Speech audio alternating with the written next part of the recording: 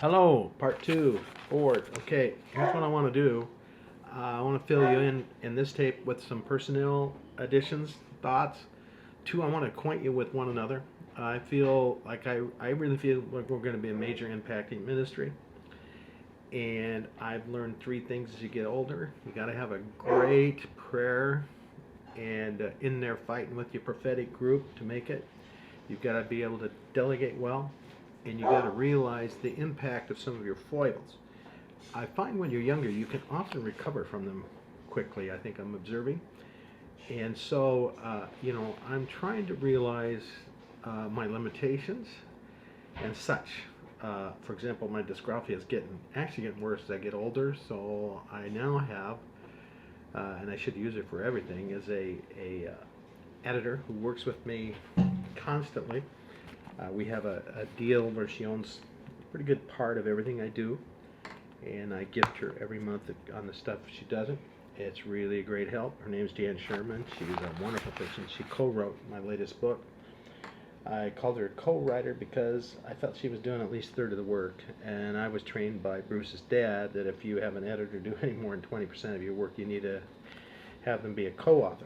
So, and then I want to deal with, I think as a board, we want to become a team, work together. One of my dreams is we'd all go to Israel together in a few years, and then a couple of retreats together here in a bit.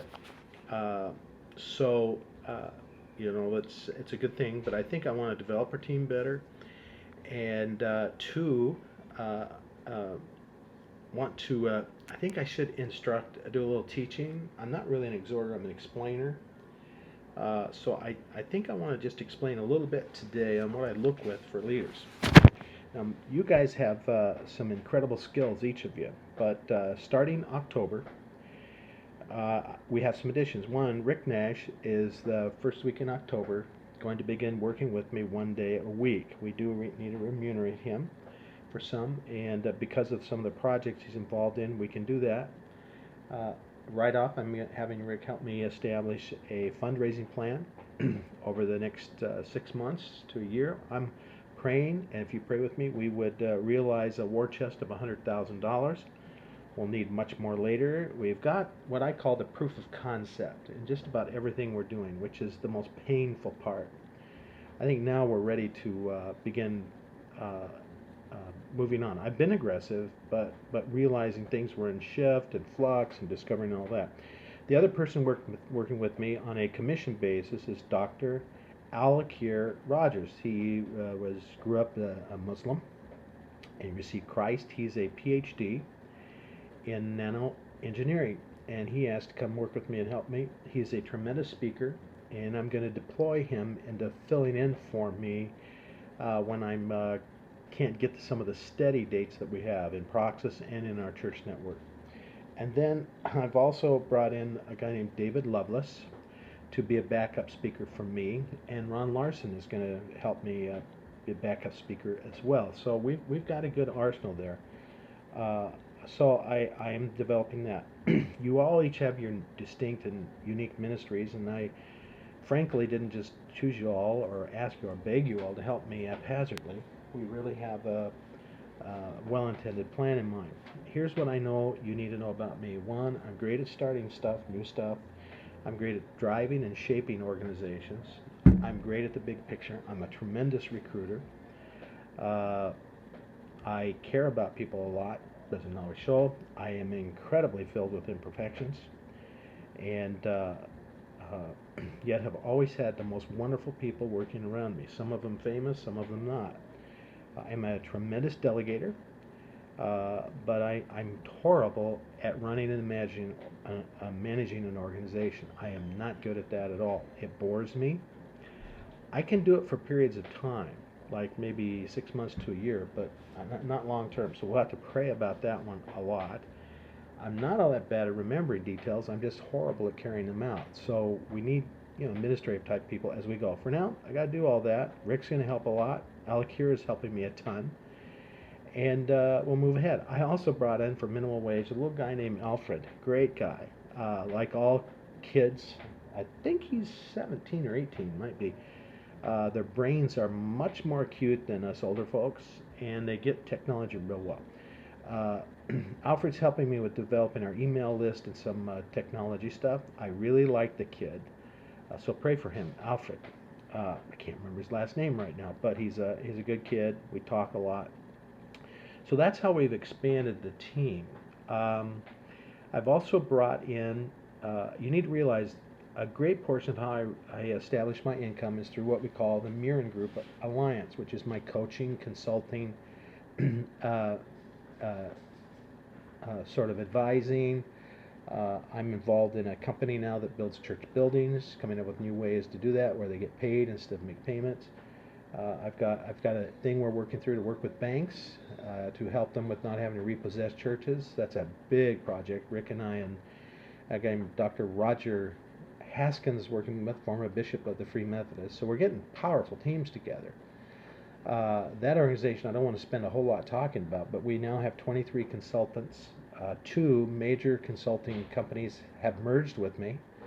So we've had them come in with one of them about 40 years, a backlog of contacts and everything else. The other one about 25. So I've got my hands full there, and that basically allows me to make a living. These other things we're doing, I need to supplement what I lose, because when I put in time on our ministry devoted stuff here, it definitely affects the amount of time I have for billings. And I got to be honest with you, I'm a great strategist as well, but I underestimated how intricate the calendar would be between the two for me to survive. So I'm trying to work through that. Okay, so that's our team building, moving together. Also, we have Caleb Quay, who's agreed to do whatever backfill musically we need and all of that. So let me talk about each of you so you know each other and get to know each other. First, let me talk about Sharon. So many of you will, when we do get our retreat site, you're going to enjoy meeting Sharon. Sharon's planted a church across the river in Mississippi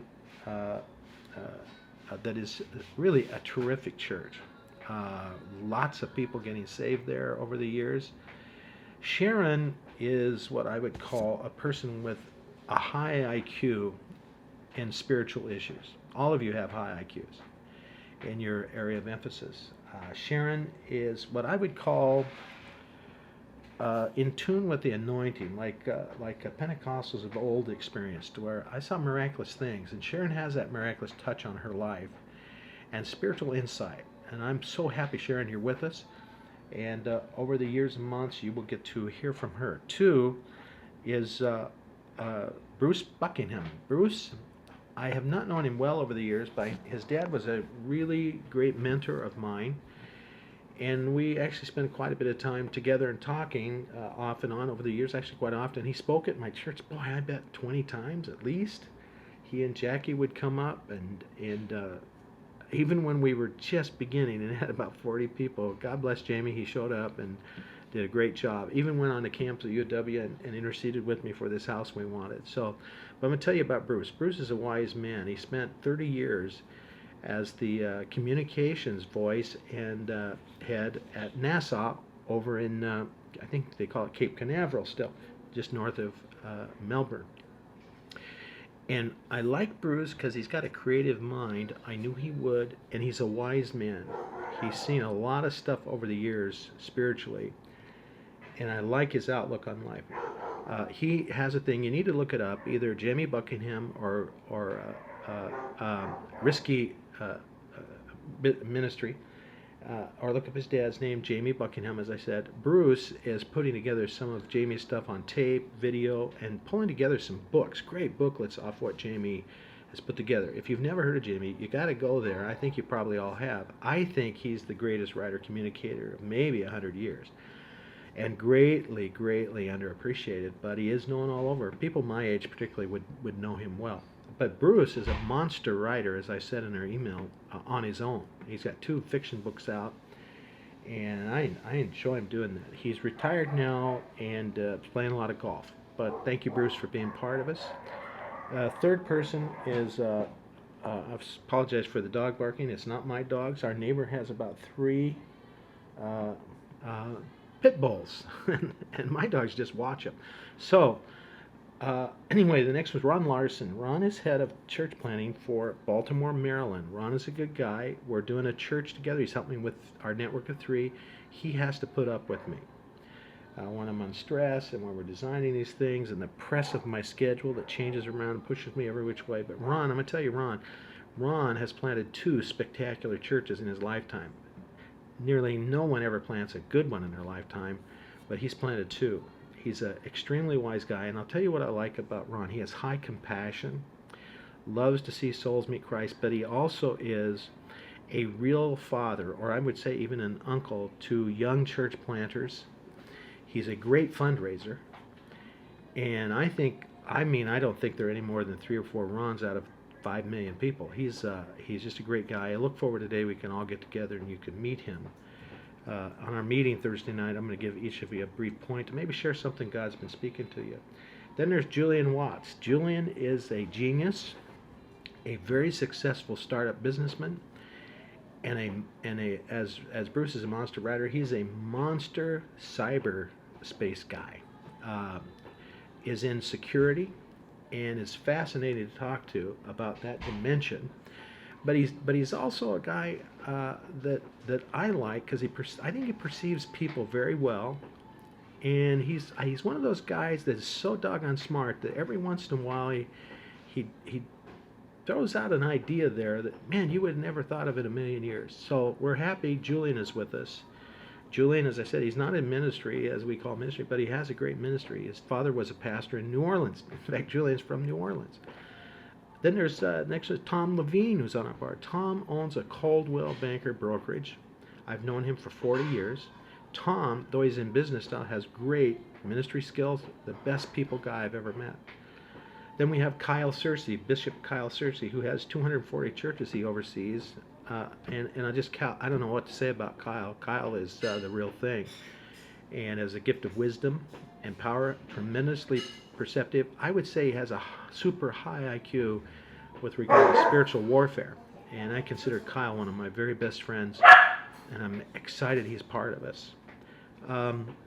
Then I don't want to move on and forget as well the efforts of my wife, who prays us through and works at a lot of our stuff, and I am very excited about her addition to what we do, and I'm hoping I'm not forgetting anybody. I don't have my notes in front of me, but I think I've hit everybody. I think we've covered everyone. I know we have. I apologize. I know it's been a long day.